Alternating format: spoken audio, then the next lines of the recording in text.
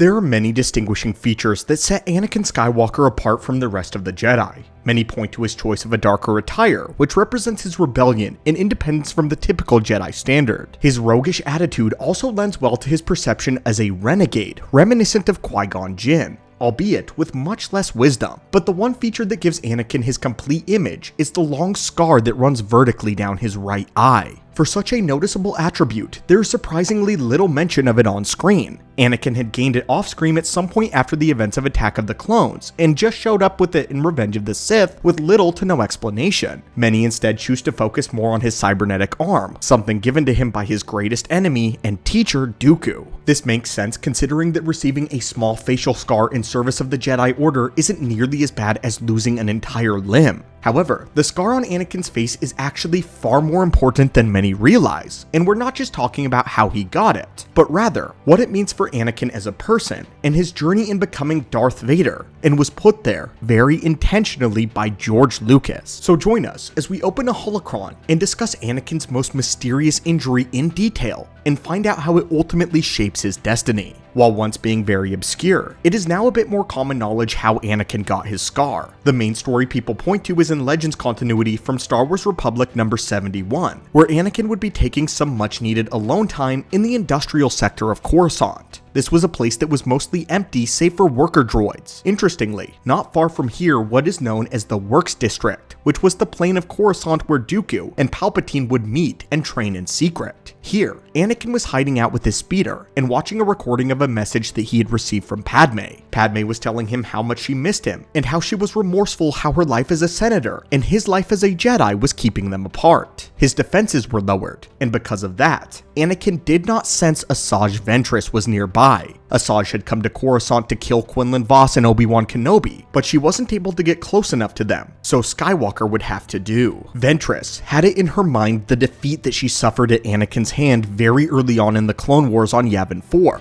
the event that was showcased in the 2003 Clone Wars show. Ventress made her presence known by taking the holocron of Padme out of Anakin's hand, and then crushing it, all while mocking him for his fascination with the Senator, referring to her as a Jedi's toy. She then goaded Anakin into acting rashly, telling him that she intends to cause him great pain and to murder Padme. Anakin ignited his lightsaber and charged at her in a rage, and the duel began. However, it's painfully obvious that Ventress has the upper hand in this duel simply because she made Anakin unbalanced by his emotion. He wasn't fighting with a clear head, and because of this, Ventress landed a very good kick on him and had even managed to keep him on the defensive, where Anakin was marginally weaker. Ventress had learned from their duel on Yavin, as she had been forced on the defense then, and would not have it happen again. Anakin had battered down her aggressive Gemso style and had triumphed. This time though, Ventress was using all sorts of trickery to keep herself from getting pinned down, realizing that Anakin was far beyond her physically, but if she could keep moving, Anakin could not catch her. As the duel progressed, Ventress hid herself among the rafters of the construction site, leaping down like a ferocious ambush predator, catching Anakin off guard. When Ventress swung her saber, she very well could have taken off his head, but just to prove a sick point to the Jedi, Ventress decided to display her flawless accuracy,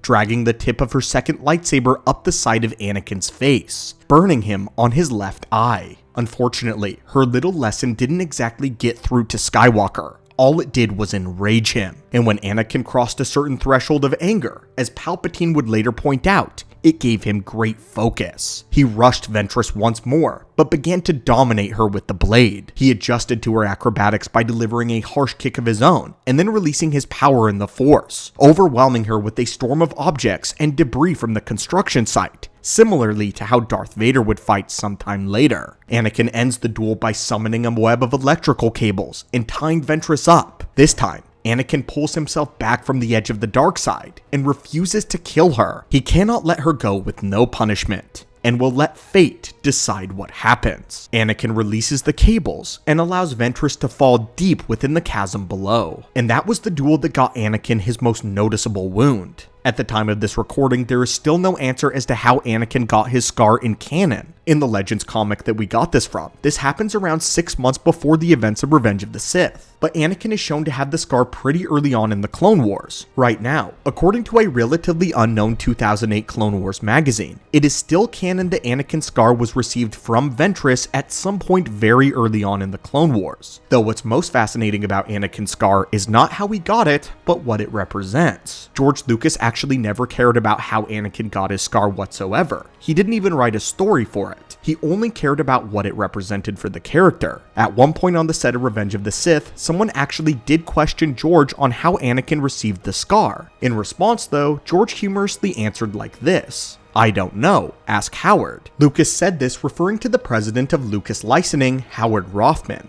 That's one of the things that happens in the novels between the movies. I just put it there. He asked to explain how it got there. I think Anakin got it slipping in the bathtub, but of course, he's not going to tell anybody how he actually got it. It's hilarious to think that Anakin received his ghoulishly dramatic scar from a bathroom incident. Or at least, that's all George Lucas could care for. That could be considered canon if you actually take it literally though. But as for what it was supposed to represent for the overall narrative, Lucas would say this about Anakin's scar. Gaining the scar symbolizes his first steps towards the dark side of the Force. Anakin immediately desires revenge for it, a trait of the Sith. Anakin's scars and mutilations over the war are only representative of the mental scars which begin to transform him into Darth Vader. It is a physical manifestation of Anakin's descent to the dark side. By physically displaying the wounds that he has received, it shows where his mindset has gone. In a perfect way, we can actually see the percentage of Vader to Anakin ratio displayed using his body. Vader is more machine than man, and the parts of him that are still human are horribly scarred beyond recognition.